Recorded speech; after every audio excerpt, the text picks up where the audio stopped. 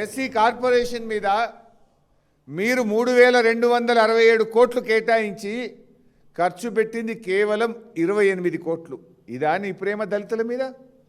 3267 కోట్లు కేటాయించి 2.5 ఏళ్ల నీ ప్రభుత్వంలో దళితుల కార్పొరేషన్ మీద పేదలకిచ్చే సంక్షేమ పథకాల మీద నువ్వు పెట్టింది 28 కోట్లు. ఇది నీ ప్రేమ.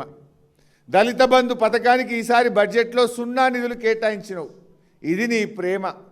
ఎస్సీ ఎస్టీ ఎస్డిఎఫ్లో 40% కూడా ఖర్చు చేయలేదు నువ్వు. నీ బడ్జెట్లో 2 సంవత్సరాలు కూడా ఖర్చు చేయలే. ఇది నీకు దళితుల మీద ఉన్న ప్రేమ. అన్నీ కాపట ప్రేమ, మొసలి కన్నీరు తప్ప ఎస్సీ ఎస్టీల మీద రేవంత్ రెడ్డికి నిజమైనటువంటి ప్రేమ లేదు. బడా బడా కాంట్రాక్టర్లకు బిల్లులు ఇచ్చినావు కానీ మా ఎస్సీ ఎస్టీ విద్యార్థులకు నువ్వు కనీసం ఫీజు రియంబర్స్మెంట్ ఇవ్వలేదు. నీ ఎస్సీ డిక్లరేషన్ ఒక్కటి కూడా నువ్వు ఈరోజు వరకు అమలు చేయకుండా దళిత గిరిజనులను మోసం చేసిన చరిత్ర రేవంత్ రెడ్డి గారిది, ఆయన ప్రభుత్వాన్ని. ఇవాళ విషయం స్పష్టం. మంత్రి గారి కంపెనీ అవినీతికి పాల్పడ్డది. ఇది నేను చెప్పలే, రేవంత్ రెడ్డే చెప్పిండు అసెంబ్లీలో. నేను చెప్పలే, మైనింగ్ మంత్రే చెప్పిండు అసెంబ్లీలో. అవినీతికి పాల్పడ్డది, తప్పు చేసింది.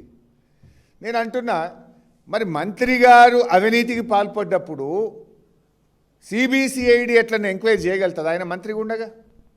మంత్రి మీద మంత్రి ఈజ్ ద గవర్నమెంట్. ఆ గవర్నమెంట్ కింద పనిచేసే పోలీసులు గవర్నమెంట్ మీద ఎంక్వైరీ చేస్తారా?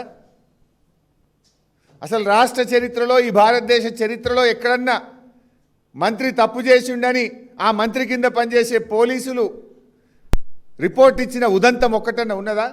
అసలు జరుగుతుందా ఇది?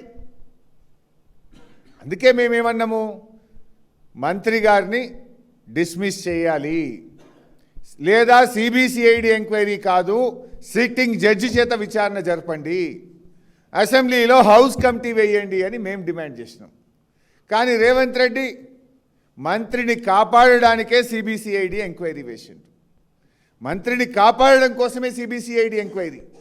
నిజంగా నీకు చిత్తశుద్ధి ఉంటే మంత్రిని బర్తరఫ్ చేసి సిబిసిఐడి ఎంక్వైరీ చేయి.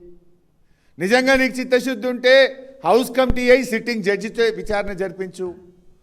ఇదంతా కూడా ముఖ్యమంత్రి గారు మంత్రిని కాపాడే ప్రయత్నం.